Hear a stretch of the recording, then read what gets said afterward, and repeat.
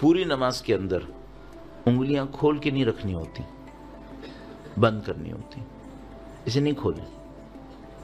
آپ کہیں گے اتنی سی بات کرو، اللہ نے مانگا ہے کر لو۔ جب آپ کھڑے ہوں مرد کے لیے ہاتھوں کو زانوں کے اوپر رکھنا ہے، سائڈ میں نہیں رکھنا ہے، سامنے رکھنا ہے، سامنے رکھو۔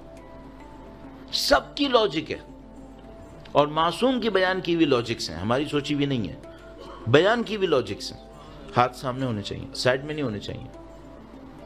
مثال کے طور پر جب رکوع کریں تو انہوں نے کہا ہے کہ ہاتھوں کو صرف رکوع میں ایک جگہ ہے جہاں پہ انگلیاں کھلتی ہیں، باقی سب جگہ پہ انگلیاں بند رہتی ہیں۔ رکوع میں صرف ایک جگہ پہ انگلی کھلتی ہے۔ انگلیاں کھولیں، تھوڑا سا جو اپنے نیز ہیں اس کو پش کریں پیچھے کی طرف، کمر اسٹریٹ ہونی چاہیے، گردن بھی سیدھی ہو، جھکی بھی نہیں ہو، اسٹریٹ رکھیں۔ کانسیپٹ کیا ہے؟ کانسیپٹ یہ ہے کہ خدا میں تیرے راستے میں گردن کٹوانے کو تیار ہوں۔ لاجک ہے، یہ اپیرنس خدا نے مانگی ہے، ایسے کرو۔ سجدے اب مثلا کھڑے ہونے میں بہت بڑی، میں بعض اوقات سوچتا ہوں کہ اگر ہم چھوٹی چھوٹی چیزوں کو امپروو کر لیں، خدا نے اس اپیرنس کو مانگا ہے نا، تو کوئی لاجک ہے اس کے پیچھے۔ مثلا جب آپ کھڑے ہوں تو آپ کے پاؤں، دونوں پاؤں قبلے کی طرف ہونے چاہیے، ٹیڑھے نہیں ہونے چاہیے۔ کوئی کہے کہ حرام ہے، حرام نہیں ہے، مستحب ہے، اس سے نماز امپروو ہوگی، اور نماز امپروو ہوگی تو یہ سمجھ لو آپ نے سب کچھ ٹریگر کر دیا، بہتر ہوتا چلا جائے گا۔ تو ابھی دوسرا دن ہے مجلس کا، میں دوسرے دن میں اس کو عرض کر رہا ہوں تاکہ انشاءاللہ میں اور آپ پریکٹس کریں گے 10 دن، کہیں سے کہیں پہنچ سکتے ہیں ہم لوگ، اچیومنٹ ہونی چاہیے نا۔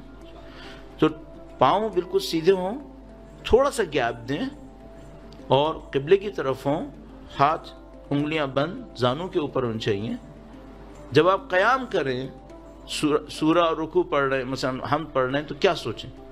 آپ یہ سوچیں میں ایسے کھڑا ہوں جیسے قیامت کے دن خدا کے سامنے کھڑا ہونا ہے۔ قیام کا مطلب یہی ہے، قیام کھڑا ہونا، قیامہ بھی اسی سے ہی ہے۔ پھر آپ رکوع کریں، کیا سوچیں؟ کانسیپٹ یہ ہے کہ رکوع کرتے وقت سوچو کہ میں اللہ کی راہ میں گردن کٹوانے کو تیار ہوں۔